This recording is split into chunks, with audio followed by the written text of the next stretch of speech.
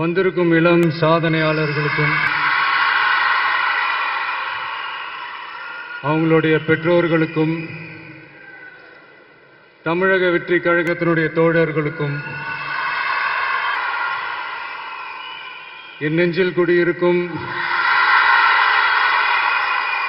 நண்பா நண்பிகள் உங்கள் அனைவருக்கும் மீண்டும் என்னுடைய பணிவான வணக்கங்கள். நான் இன்னைக்கு எதுவும் பேச வேணான்னு தான் நினைச்சேன். பட் ஒரு முக்கியமான ஒரு விஷயத்தை பற்றி இன்னைக்கு நான் பேசலைன்னா அது அவ்வளோ கரெக்டாக இருக்காதுன்னு எனக்கு தோணுச்சு. அதான் அது என்னவா இருக்குன்றது நீங்களே கெஸ் பண்ணியிருப்பீங்க. எஸ், நீட்டை பற்றி தான்.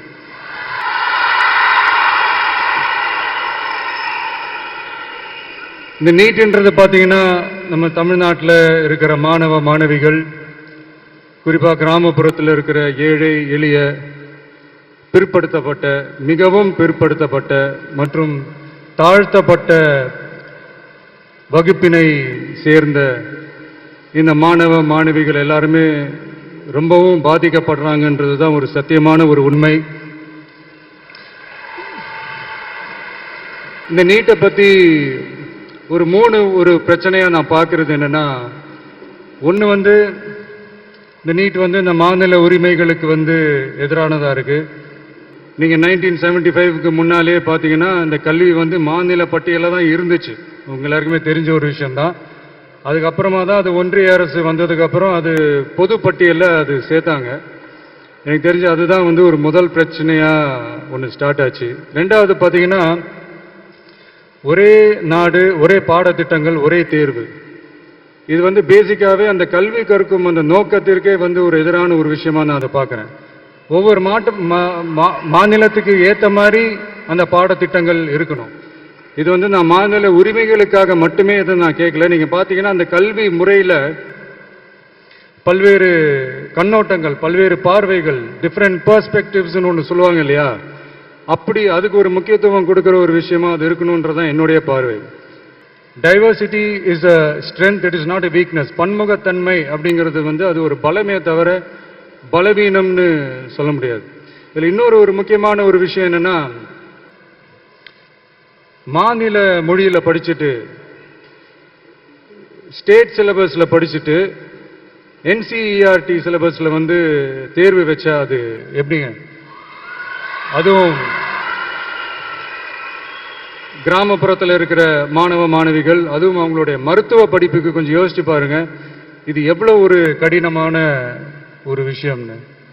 மூணாவது நான் பார்க்குற ஒரு பிரச்சனை என்னன்னா, இப்போ போன மே மாதம் 5ஆம் தேதி அந்த நீட் எக்ஸாம்லாம் நடந்துச்சு. அதில் சில குளறுபடிகள்லாம் நடந்ததா நம்ம நிறைய அந்த செய்திகள்லாம் பார்த்தோம், படித்தோம் இல்லையா.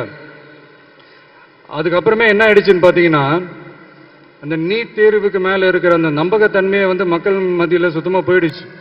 இனிமேல் நாடு முழுக்க அந்த நீட் தேர்வே தேவையில்லை அப்படிங்கிறத இந்த செய்திகள் மூலிமா நாம் எல்லாருமே புரிஞ்சுக்கிட்ட ஒரு விஷயம். சரி, இதுக்கு என்னதான் தீர்வு அப்படின்னா, நீட்டு விலக்கு தான் இதுக்கு உடனடி தீர்வு. நீட்டு ரத்து கோரி தமிழக சட்டமன்றம் கொண்டு வந்திருக்கிற அந்த தீர்மானத்தை நான் மனப்பூர்வமாக வரவேற்கிறேன். இதுக்கு அந்த ஒன்றிய அரசு அந்த கால தாமதம்லாம் எதுவும் செய்யாமல் தமிழ்நாட்டு மக்கள் அவங்களுடைய உணர்வுகளுக்கு மதிப்பு கொடுத்து இதை சீக்கிரமாகவே இதை சால்வ் பண்ணணும் அப்படின்றதான் இங்கே நான் கேட்டுக்கிறேன். சரி, ஓகே, இதுக்கு நிரந்தர தீர்வு தான் என்ன அப்படின்னா, அந்த கல்வி பொது பட்டியலேருந்து மாநில பட்டியலுக்கு கொண்டு வரணும். ஒருவேளை அதில் ஏதாவது சிக்கல்கள் இருக்கு அப்படின்னா ஒரு இடைக்கால தீர்வா இந்த இந்திய அரசியலமைப்பு சட்டத்தை திருத்தி ஒரு ஸ்பெஷல் கன்கரண்ட் லிஸ்ட், சிறப்பு பொது பட்டியல் அப்படின்னு ஒன்று உருவாக்கி அதுல கல்வி மற்றும் சுகாதாரத்தை அதுல சேர்க்கணும்.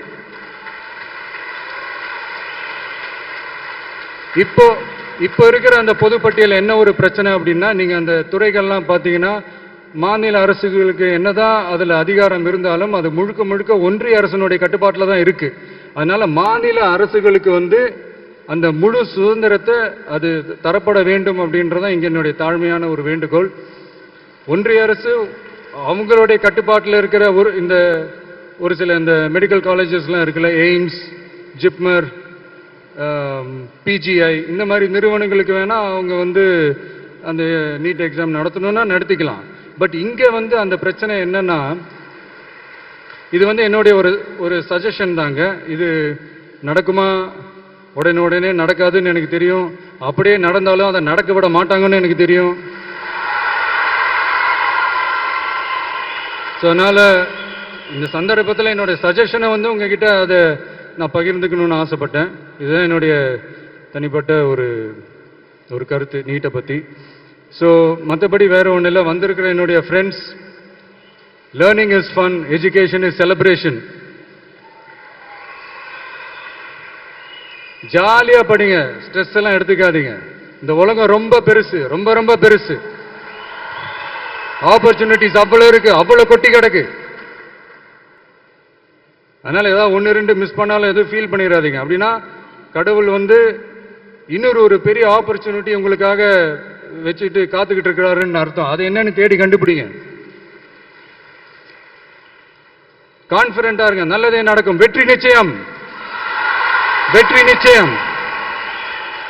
மீண்டும் சந்திக்கும் வரை நன்றி, வணக்கம்.